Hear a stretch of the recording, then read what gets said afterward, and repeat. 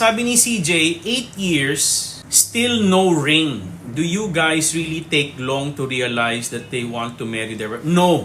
No. Kaming mga lalaki, it will not take us that long to know if you're the one. Actually, pag alam namin you're the one, as in papakasalan ka namin kaagad. As in magmamadali kami. Lalo na kung takot kami na mapunta ka sa iba.